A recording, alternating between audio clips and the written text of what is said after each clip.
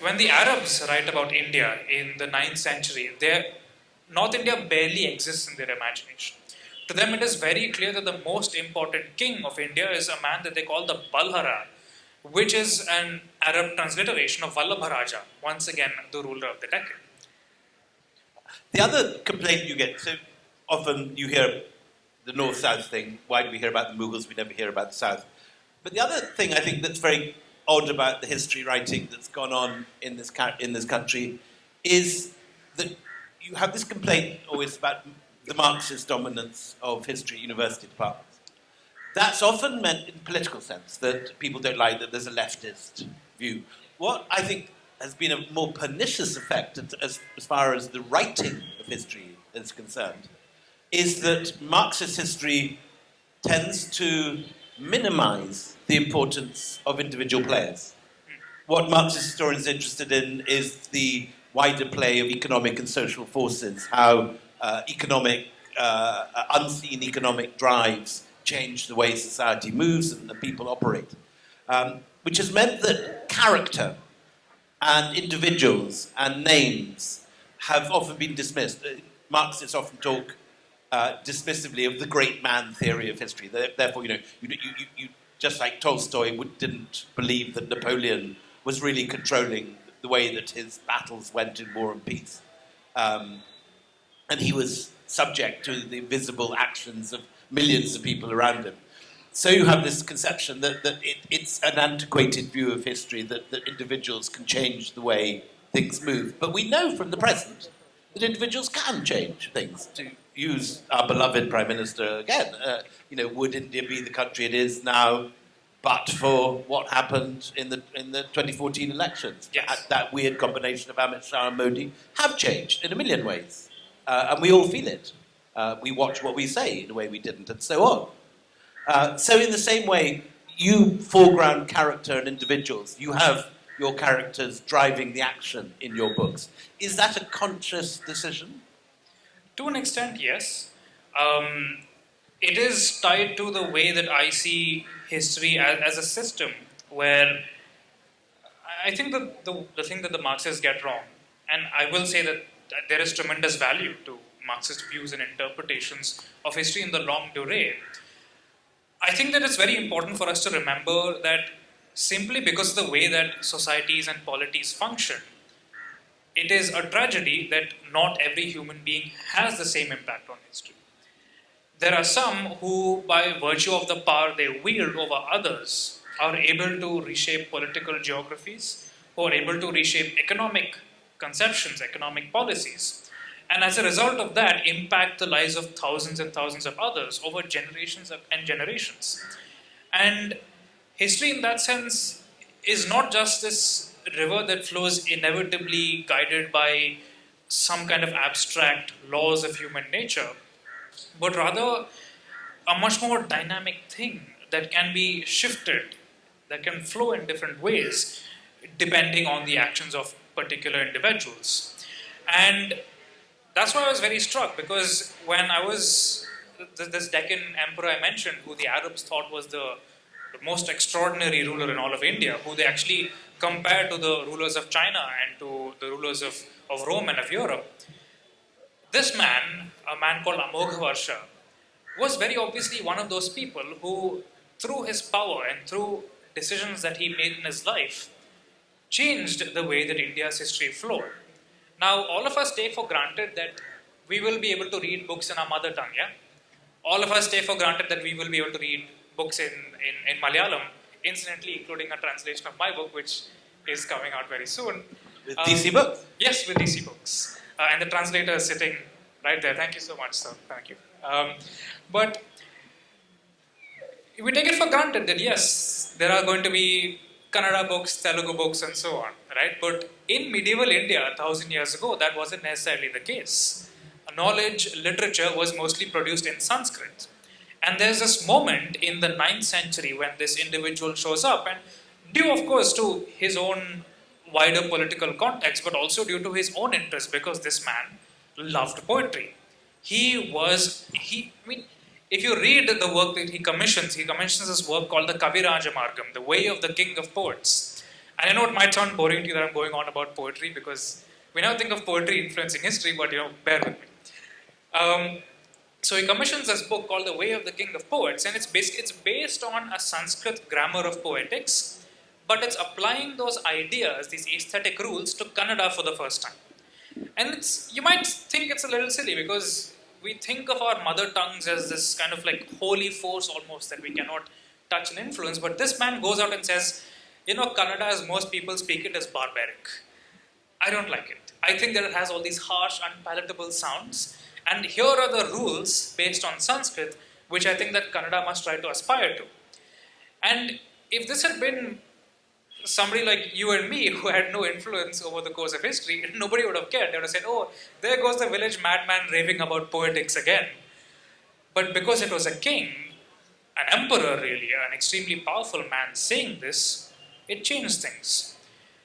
In the 9th century, this man inaugurates the first courtly register of a South Indian or a vernacular language really in the whole of India. It doesn't happen for a North Indian language until the 14th century. And South India begins to lead. So in the 9th century, Kannada begins to become a courtly language. In the 10th century, the same thing happens for Telugu. All these influences, ideas begin to percolate into Tamil as well. And then by the 13th, 14th century into Malayalam. So the reason really that all of us have these amazing works that have been written across the centuries in languages that we can still read and appreciate, the languages of our hearts, the languages of our mothers and our fathers and our grandfathers, is because of this one particular individual. And there was nothing inevitable about this. It could very well have been the case that if you look at Southeast Asia, for example, that didn't happen necessarily with Southeast Asian languages. They continued to use Sanskrit as courtly languages for many centuries after. But it's because of a particular Deccan ruler who had this particular view, this particular set of interests, and kind of shaped the flow of history as a result of that. Then everything. And you find this not just in the Deccan, but you find it from Gujarat right through to Southeast Asia. You begin to get vernacular tongues coming out, exactly. And Sanskrit being reserved only for religious. And the thing is, Amogha Varsha is also, as I was researching him, I was very touched because this guy's father was, what you would think of as your classical Indian king, right? This very militarily capable, dashing young man who, if you look at him in his coins, he's always riding a horse, and he calls himself Apratihata, the invincible, and he's trading with the Arabs and doing all these cool things. But he dies young. He dies when his son is just 14. And the son, Amogha Varsha, who comes to the throne at the age of 14, rules for, I think, 64 years. He only dies in 878. And he actually loses his throne in between because nobody wants to listen to a 14-year-old who's going to try and rule a kingdom, right? And I was thinking, because this person was a human being like you or me, he had the same capacity for fear, terror, awe. Imagine at the age of 14 that you are being crowned the ruler of what is arguably the most powerful empire in India at that point. And we know what these coronation rituals looked like. We know that there would have been a fire that was burning. There would have been all these rituals, all these Sanskrit verses being chanted, and this crown would have been lowered onto his head. Can you imagine at the age of 14, you're sitting, you've just lost your father, your ears are stinging, your eyes are stinging because of the sacrificial smoke. And all around you are these courtiers and relatives and older cousins who will take your throne if they can. And then the crown is lowered onto your head. And your life is changed forever. Anirudh, let's get from, in a sense, generalities about what you're trying to do to the actual people you're writing about. Let's start with the Chalukyas. Tell us the Chalukyas. Why should we bother buying a book about the Chalukyas and reading about them? We've heard about them in our school textbooks. We may have seen them when we went to Badami or Aiholi, Patadakal, but why should we bother about them? Why are they relevant and interesting? My editor actually asked me the same question. Because I turned in this... Great part. Yes, part. Part Malhotra, yes. Who has played an important role in all our lives. Yes. And the book is in a wonderful shape today because I had an amazing editor who, when I turned in my first draft of 140,000 words, threw it back at my face 6 months later saying, you need to cut out 50,000 words. And you need to tell the reader as they're going page by page, why it matters. Why should they turn the next page? Why should they keep reading the book and not just shut it, open up Netflix and, binge watch whatever has just been released? And I had to answer that exact same question. Why should anybody care about the Chalukyas? And the answer that came to me is because, as I've been saying over the last 20 minutes or so, if you want to understand human history, you cannot dismiss any aspect of it. You can't assume that, for example, the Aztecs were not important in India's history or the Aztecs or the Incas, because the Taj Mahal, which everybody knows, was partially paid for and constructed using silver mined by the descendants of the Inca kings. That is how interconnected global history is. And if you were to ask me more specifically, what about the Chalukyas? Why are they important for India's history? The simple answer to that is that the way that we think about Hinduism as a pan-Indian religion, it would not have existed if not for the Chalukyas. Because these guys take these ideas of associating the king with the Hindu gods, and they begin to carve it into these remarkable cave temples in Badami, in North Karnataka. And that becomes... Which, if you haven't seen, is the most extraordinary... A remarkable place. If next time you go on holiday in Goa, you can just drive up very easily with half a day's drive from Goa, and it's stunning, little visited, but astonishing artworks. Absolutely. And what's remarkable to me is that if any of you have been to Badami, I'm sure you would have seen this depiction of Varaha, this very famous sculpture of the boar god. And the thing is that Chalukyas were not the first individuals, the first kings to try and associate themselves with Varaha. The Guptas of North India had done that. Udayagiri, you have that wonderful... Yes, at Udayagiri, yes. And this was barely a century before that.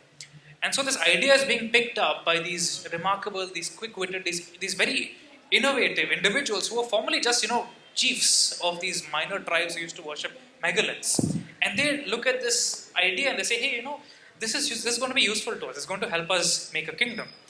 And they start to patronize the Hindu gods. They start to patronize Shaivism, Vaishnavism. Is this the first time that you've had already in the Deccan for 600 years by this stage, very elaborate Buddhist cave complexes. First of all, Cave 9 and 10 in Janta, then across the entire region, Pitalkora, Bedsa, Baja. Is this the first big Hindu cave complex? Yes. There were some excavations in Ellora around the same time, but those were probably not sponsored by royals. This is the first set of royal, quote-unquote, Hindu cave temples that are being commissioned by a king, and where this iconography, this language of political power, is being developed. So again, let's just pause here. What date are we talking about? What's going on elsewhere? This is the end of the Gupta period in the north, the Harsha. Yes, so this would be around the 6th, 7th centuries, when the Huns are actually invading both northern India and the Western Roman Empire at the same time. And it's a really remarkable period because this is really when Shaivism, and of course Shiva is a very important god today, but the most important god perhaps, politically and just in terms of sheer recognizability, is really Vishnu. We're living in the age of Vishnu. He's the one associated with royal endeavors. Initially, yes. Yeah. But the Chalukyas really began to patronize this idea of Shiva as the royal god. And for, I think I would say nearly up till 1500, it is the age of Shiva in the subcontinent. If a king is to depict himself as an ideal ruler, he is going to try and associate himself with Shiva. Today it's more about Vishnu and one particular form of Vishnu. But I'm sure all of us know what I'm referring to. Well, there's what I find very interesting about the medieval Deccan is that a lot of its politics, the way that it thinks about royalty, political power, religious power, is very similar to the way that we think about it today. And that's quite remarkable to me because this idea that a king is, for example, the term Ramrajya is very often thrown around today, right? An ideal polity is one that is ruled by Rama. But in the medieval Deccan, it would have been a polity that's ruled by Shiva or a representative of Shiva. That's why, if you were to look at the Chalukya temples in Pattadakal, for example, all of them are Shiva temples, but they're all named after a particular king. So there's the Vijayeshwara, Lokeshwara. Interestingly built by women. And a few of them were, in fact, built by women, which makes it all the more remarkable. And that's actually something that really requires a lot more. Two sisters in particular. Two particular princesses. And once again, it's interesting to think about it because when you think about Indian royal women, they're not usually women of the ruling family of a particular region. They always come from minor chiefly families or they come from another kingdom. And these particular princesses that Will is referring to, who actually take up a whole chapter in my book, come from the Maharashtra region and then they marry into this Deccan royal house, this really a Kannada speaking royal house.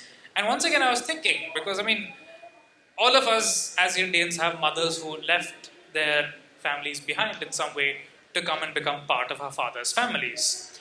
And any of us who talks to our mothers recognizes that that wasn't always an easy process.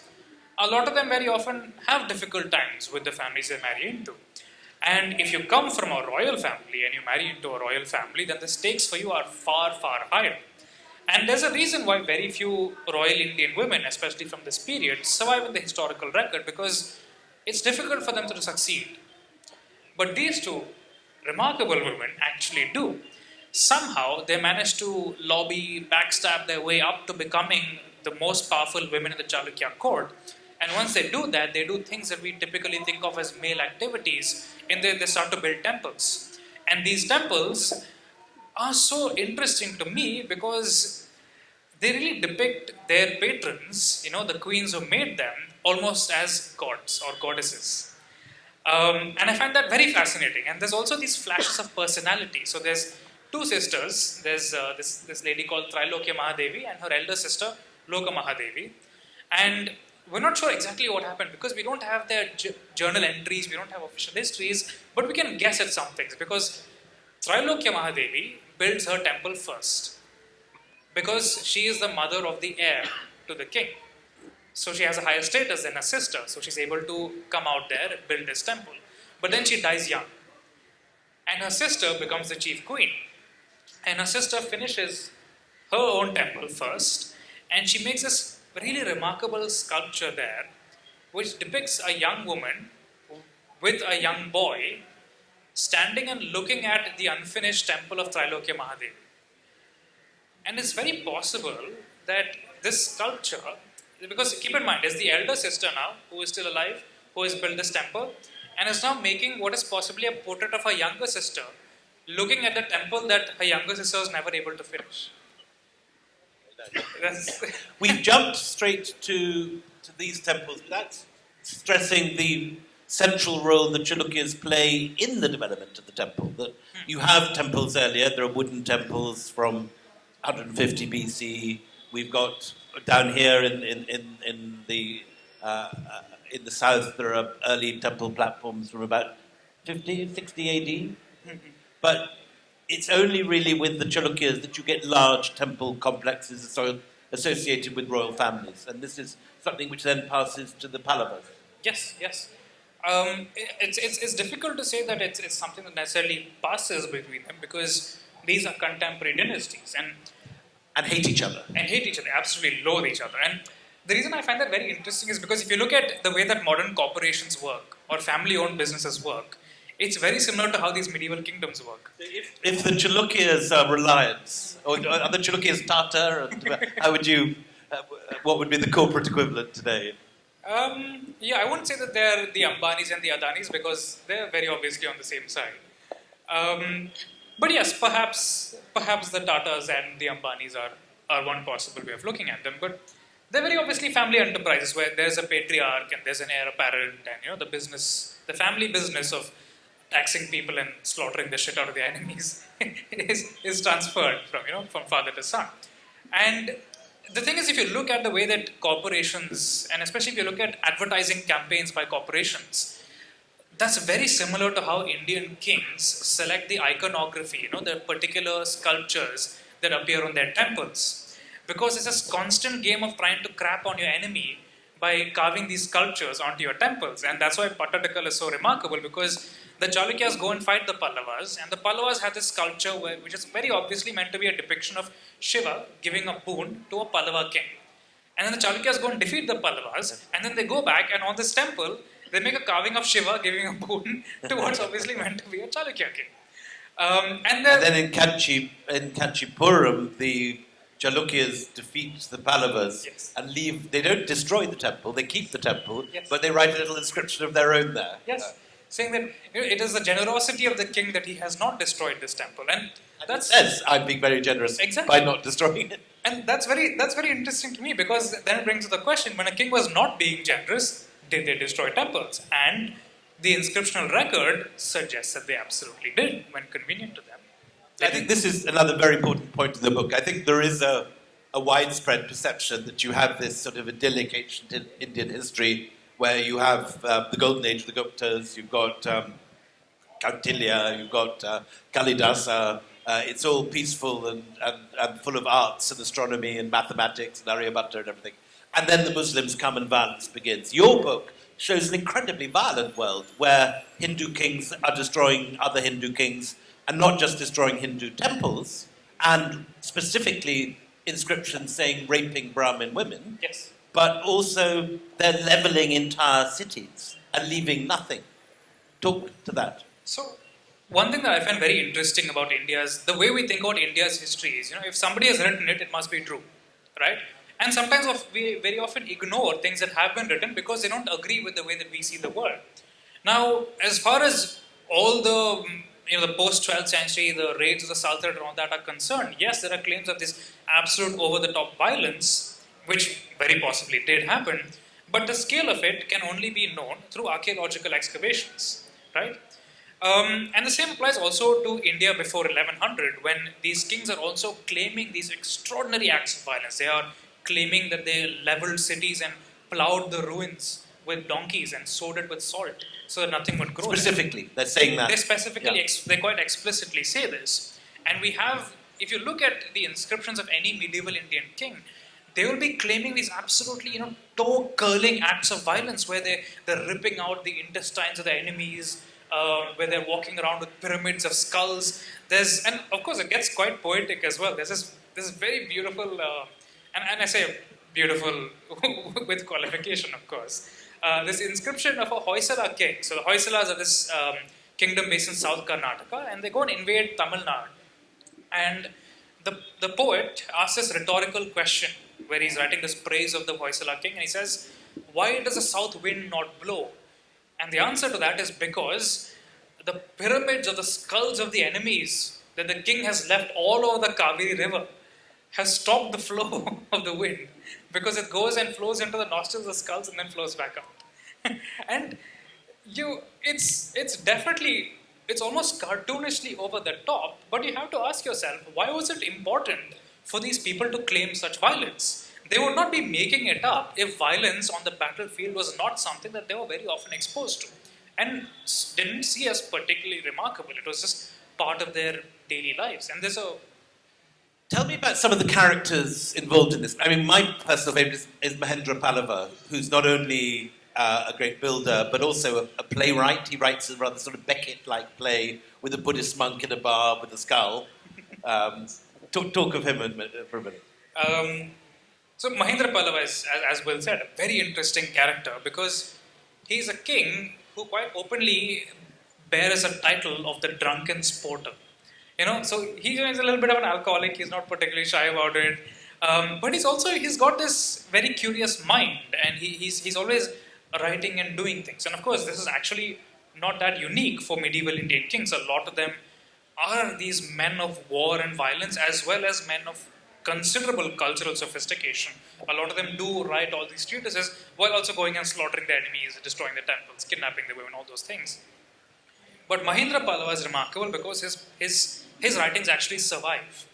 And because he's writing at a time when the conventions of Sanskrit poetics and drama have not yet been fully crystallized, you can see a lot of his personality shining through in his works. And not overly modest, clearly. And not at all modest, of course. How many titles does he give it? 60 titles. I think his great-grandson actually takes 108 titles. The quickest witted, the greatest lover. Yes. And of course, being the greatest lover was very important to these kings. There's this one 11th century king who claims that he was so handsome and so sexy that the women on the shores of Persia are pining away waiting for him to come and love them. But Mahendra Pallava, so he may have been a Jain before converting to Shaivism. And this play that he writes, the Mattavilasa Prahasana, the farce of the drunken sporter, is full of a bunch of drunken characters, including, a Shaivite monk who has lost the skull that he uses as a begging bowl to consume meat and alcohol from. He's lost it, and he's convinced that this fat Buddhist monk that he sees wandering around in front of him has stolen it. And he goes and tries to fight with him. And I really cannot do justice to it in the time that we have. I would recommend to all of you who want to understand just what a different world medieval India was, read that play, and then come away and tell me if it really fits our idea. There's satire, there's humour, there's naughtiness, Naughtiness. And also, again, this image of idyllic pre-Islamic India. There's also extreme violence against the Jains, which follows at this point, mass impaling and so on. Do you want to talk about that? Absolutely. And so, once again, I find it surprising how so many ideas of what India was actually come from British colonial ideas. Right? This idea that that Indians are always religious, that India is always this land of mysticism and spirituality, really comes from British views of India that we have quite uncritically adopted for ourselves. And particularly this idea that India was always peaceful until, the quote-unquote Islamic invaders came in, is something that the British really taught us. If you were to look at the history of religious persecution, religious othering really in South India, in Tamil Nadu especially, there's this very clear sense among the Tamil Shaivites that the Jains aren't Tamils. And they, in so many of their works, they dehumanize them, they call them fat and stinking, and they demand that Shiva comes down and chase them away with flame, with a white flame and that kind of thing. And there are depictions in a lot of Shaivite temples of Jains being impaled. Including the Meenakshi temple in Madurai. Yes. And this is not something that's limited to quote-unquote Hindus and others, but even within what we would think of as Hindu sects. We know, for example, the great temple at Chidambaram in Tamil Nadu, that I think in the 11th or 12th century, a Chola king actually ordered the idol of Vishnu to be removed from the altar and thrown into the ocean. And that doesn't strike me as a world of religious idealism and peace, but rather a world just like ours, where persecution happens, where religions and religious players are motivated by power and greed, just like any other person, and use religion as a means to get that power. We've talked about Chalukyas, we've talked about Pallavas. Sell us the Rashtrakutas quickly. I mean, obviously Ellora, the wonderful Kailasha temple, this is their doing. Why should we be interested in the Rashtrakuta? I'm going to actually answer that in a slightly roundabout fashion, in that all of us have heard of the Cholas, but very few of us know that that they were modeling themselves on the Rashtrakutas. All of us have heard that the Cholas went and conquered the Ganga and all these things, but the Rashtrakutas have been doing that for generations before that. And there's this weird kind of lobotomy that happens when we think about India's past, in that Tamil Nadu's history is only Tamil. Karnataka's history is only Kannada. Andhra's history is only Telugu. And this idea that they actually lived in a world where there's all these competing ideas, all these competing kingdoms, and they're all trying to outdo each other, and don't necessarily limit themselves by our modern political identities, is a little surprising to us. And what the Cholas do in terms of building the Brihadishwara temple, going attacking the Ganga, all of these are things that the Rashtrakutas have done before. They built this enormous temple in Ellora, the Kailashanatha temple, once again, which I talk about in a great deal of detail in my book, where they excavate this enormous edifice. It's a sculpture that's the size of a building. They excavate, I think, 2 million cubic feet of rock from a single cliffside in the course of 12 years, leaving behind this magnificent temple. They attack North India multiple times, and they are the guys who, to go back to what I was saying a little earlier, they are the guys who initiate this move towards using a South Indian language as a language of support. They are among the most remarkable people in global history because they are one of the few Indian dynasties who are mentioned by their contemporaries outside India. The Arabs are talking about the Rashtrakutas in a way that they aren't talking about the Cholas. And if you look at Indian contemporary accounts, you see kings in Odisha, kings in Sri Lanka, kings in Andhra and Tamil Nadu, who are all paying tribute to the Rashtrakuta emperors in various ways. And obviously these guys had a tremendous influence and a tremendous impact in shaping the way that medieval India happened, and yet they are barely known about or talked about. You'll have to give us a minute, I think. Forgive me, that was a technical error for the next session. That should be with you, Govind. And the construction of Ellora, how do you begin carving an entire mountain out and leaving this perfect temple in the middle? Whose idea is this, and how long does it take? So, as I said, it probably happened over the course of around 12 years or so, and it happens because the Rashtrakutas have just overthrown the Chalukyas, the first emperors of the Deccan, as it were, and they want to prove that they were greater than them. So the temple that the queen that we were talking about, Loka Mahadevi, who built the Lokeshwara temple at Pattadakal, is by far the grandest Chalukya temple. And very clearly what the Rashtrakutas do, once they defeat Loka Mahadevi's son, who is the last Chalukya king, is that they want to build a temple that's twice the size of the greatest Chalukya temple, but they want to do it quick. And the solution to that is, rather than assemble it block by Excavate block, it. excavate it. And if you think about it, it's actually remarkable, the sheer scale of it. These guys clearly understood logistics. There would have been an army of cooks, an army of blacksmiths, constantly And they sharpening assemble workmen from across the whole of India. Exactly. Master craftsmen are brought down. And this is why I find it a little strange when we say that this dynasty influenced the other, or that dynasty influenced this one. Is because it's not the dynasty is doing the influencing, but the craftsmen who are moving from court to court, who are leading to these styles and these ideas of architecture and sculpture spreading. And once again, because they don't survive on the historical record, doesn't mean they didn't exist. And you can very clearly see in the Kailashnatha temple at Ellora that the guys who carved the elephants there were probably Tamilians, because if you were to look at Mahabalipuram, many of the great Pallava temples, you will see elephants depicted the same way. And it kind of makes sense, because just like us, they are moving for employment. I'm sure so many of us, especially in Kerala, I have so many friends who have lived and grown up in the Gulf, because that's where economic opportunity lies. And that must have happened with sculptor guilds as well. We're being hurried to the end. Just to complete chronologically, you end with the rise of the Cholas. But your view of the Cholas is not necessarily a heroic one. You see them as a very bloodthirsty, militaristic dynasty. I feel your sympathies lie more with the Rashtrakutas and the Chalukyas.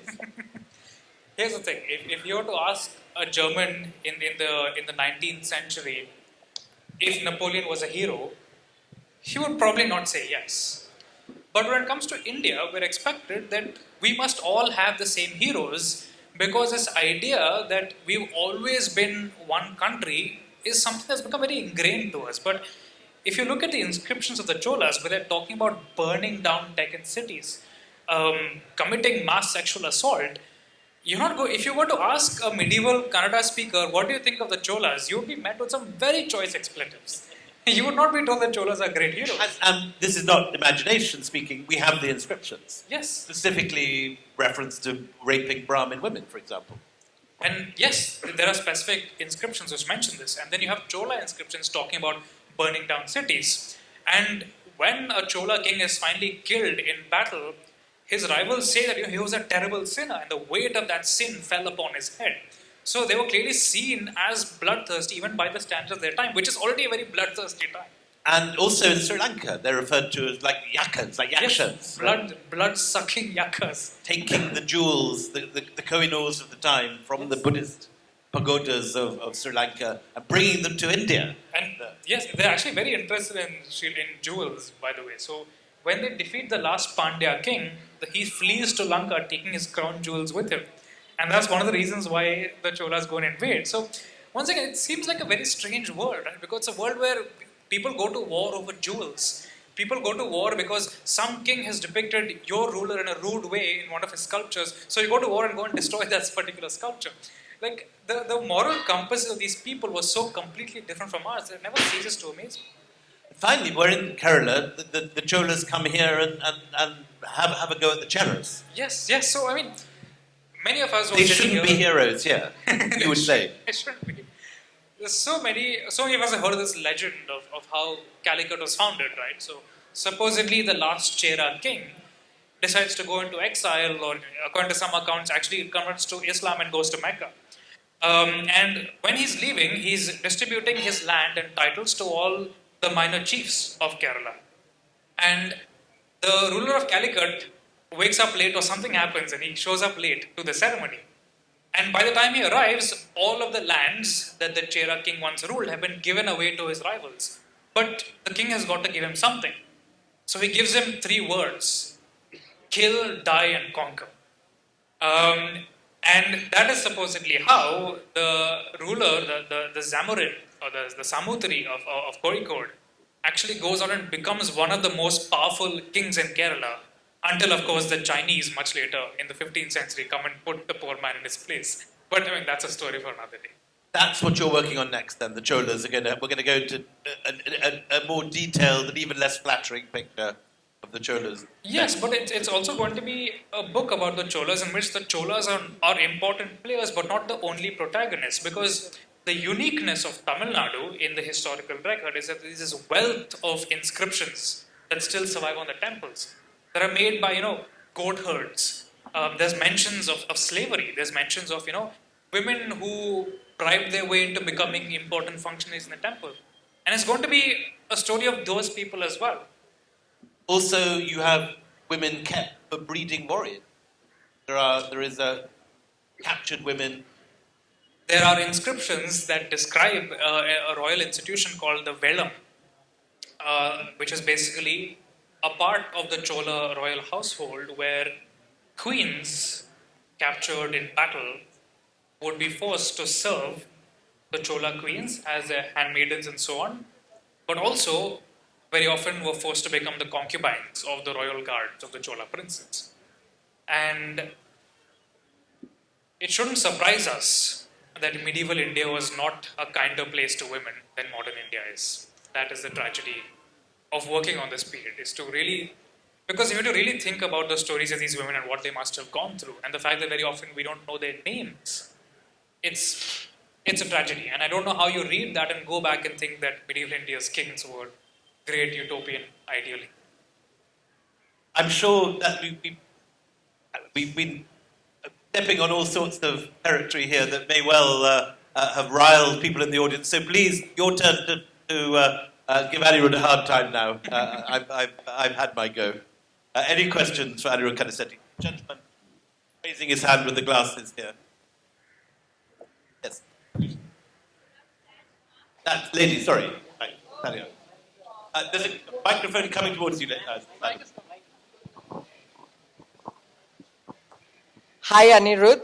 I want to know, since you're a young historian, okay, what is your idea of what is truly India?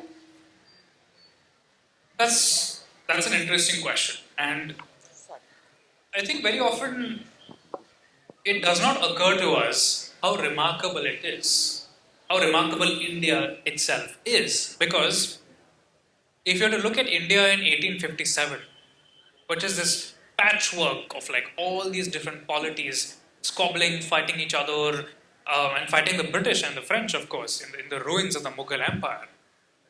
And you look at India in 1947, keep in mind, it's just 90 years. You suddenly see an India where this idea that everybody should vote and that everybody should not be ruled by a hereditary ruler has become commonplace. This idea that everybody must be educated, not thus the upper caste, has become commonplace. This idea that despite all the wars and bloodshed and horrors and oppression that happened for century after century in the subcontinent, that we are all one people in some meaningful way, and that we will bind our futures together, and that we will rule this land and take care of this land together, is completely unprecedented in human history. There has been nothing on that scale. Europe to this day, keep in mind, Western Europe is about the same size as India. Europe to this day has not managed to achieve the kind of political unity that India has had and taken for granted for decade after decade. To me, that's what India is. There are things, of course, that I don't agree with in how India is today. But the fact is that our constitution and the people who founded this country and the people who have kept this country running, the people like you and me, the fact that we're able to speak to each other, the fact that we can in some meaningful way share the same values in terms of how we want the country to change, is something that's incredibly beautiful and worth protecting to me. To me, that's what India is. The gentleman with the red hat. Thank you so much. You My presented so many gifts of insights. Out of this, maybe two. Beginning with depicting this emperor, you said that he was violent, at the same time creative. My query is, the creative aspect, his love for poetry, did it mellow down his cult of violence? This is and this is a generic question, you know. The second query is, you refer to the transnational dimension. Now, how the Arabs take note of this emperor. But if you look at Southeast Asia, you know, so far in the narration, we have not heard much about the transnational dimension of these people. And finally, about resistance. Now, of course, you are depicting this grand scale of violence and terrible suffering. But what was the resistance to it, if there is any glimpse of that? So, these are all very interesting questions. For the second question, I'm going to take the easy way out and say read Will's next book, because that's exactly what it's about. It's about India's influence outside of the subcontinent itself. Got three paths: Buddhism going up to China, Hinduism and Buddhism going through the maritime route to Southeast Asia, and Indian numbers and mathematics going first to Baghdad and on to the west. So it's going to be fascinating. I mean, we've had a lot of discussions about it, and you will absolutely love it. Anirudh is being my tutor for many aspects that I'm ignorant about. To answer your first question about violence and toning it down, because some of them are also men of letters, I haven't really gotten much of a sense of that in the inscriptions that survive, because very often to be regarded as a remarkable and powerful ruler, you must do both. You must both be a cultural force and also be a man of violence. And if you yourself are not a man of letters, then you're expected to patronize people who are. You write about Bhoja at the end of the book. Exactly. Who is also a man that has fantastic writing on architecture and poetry, but also is a warrior. So, Successfully, but yes, a very successful one. If you were to think of the 11th century king of Bhoja, right? So, Bhoja of Dhara, once again, a remarkable man who writes encyclopedias by himself, but also early in his career is going out leading armies and trying to attack and conquer the conquered. Towards the end of his reign, of course, he's much more interested in the literature and ends up paying for it very dearly when the Chalukyas go and attack him. But there is no sense that one must tone down the other. Both of them go hand in hand. And once again, that's interesting because that's how these people think of themselves. It's very different from the way that you and I think of ourselves. But why should people in history construct identity just as you and I do? They live in a completely different world. And to your third question about did people resist these rulers, that's a really fascinating one. And with that, I'd ask you, is a government ever going to boast about how its case was taken by the opposition? It's not. But we do have some interesting inscriptions where a king mentions a rebellion, destroying that rebellion. It's actually quite disturbing, and this is not a major king, but a relatively minor chief who says that this village refused to pay tax to the Brahmins, so we went there, we raped the women, we killed the men, and we killed the children.